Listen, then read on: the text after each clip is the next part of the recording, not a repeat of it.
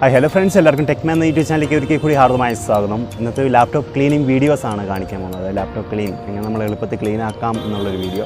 ഇപ്പോൾ ഏകദേശം ഇതുപോലുള്ള പൊടി പിടിച്ച ലാപ്ടോപ്പൊക്കെ നമുക്ക് ഒന്ന് വൈപ്പ് ചെയ്താൽ മതിയായിരിക്കും. പക്ഷേ ഇതിലെ പൊടി പിടിച്ചിരിക്കുന്നത് മാത്രമല്ല, ഇതിലെ കറകളൊന്നും പോകണം നമുക്ക് നിർബന്ധമില്ല. അപ്പോൾ അതിൻ്റെ പോളിഷൻ തന്നെ, അതിൻ്റെ ആ ഒരു പുതുമയാർന്ന ആ ഒരു നിറം തന്നെ നഷ്ടപ്പെട്ടേക്കാം. അപ്പോൾ അതിനൊക്കെ വേണ്ടിയിട്ടുള്ള ഒരു വീഡിയോ ആണ് ചെയ്യാൻ വേണ്ടി പോകുന്നത്.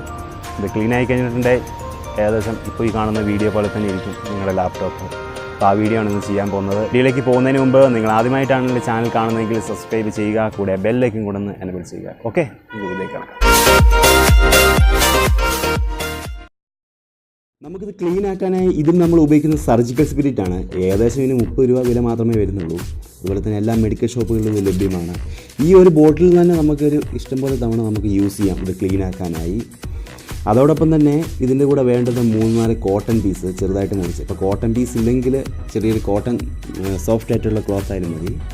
പിന്നെ അതേപോലെ തന്നെ ഇയർബഡ്സ് നമുക്ക് ആവശ്യമായി വരുന്ന കീകൾക്കിടയിലുള്ള പൊടികൾ തുടച്ചെടുക്കാനാണ്.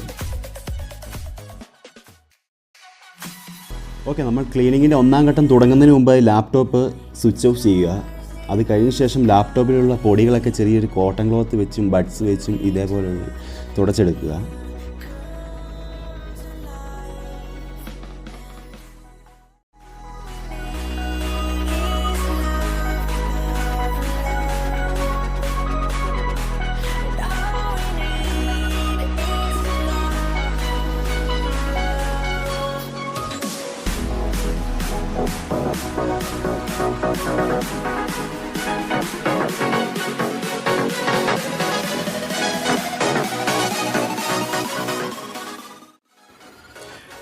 ഓക്കെ, ഇത് ജസ്റ്റ് തുടച്ചതിന് ശേഷം നമ്മൾ മാറ്റി വെച്ചിരിക്കുന്ന സർജിക്കൽ സ്പിരിറ്റ് എടുക്കുക.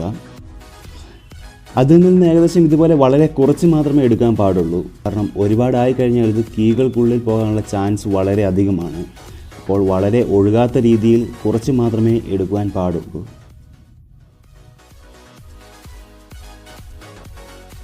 ഓക്കെ, ഇതുപോലെ ശ്രദ്ധിക്കേണ്ട ഒരു കാര്യം എന്ന് വെച്ചാൽ നമ്മൾ ബോഡിയിൽ മാത്രമേ അപ്ലൈ ചെയ്യാൻ പാടുള്ളൂ. ഇതേപോലെ ഡിസ്പ്ലേയിൽ അപ്ലൈ ഒരിക്കലും ചെയ്യരുത്. കാരണം അത് പോകാൻ ഭയങ്കര ബുദ്ധിമുട്ടാണ്.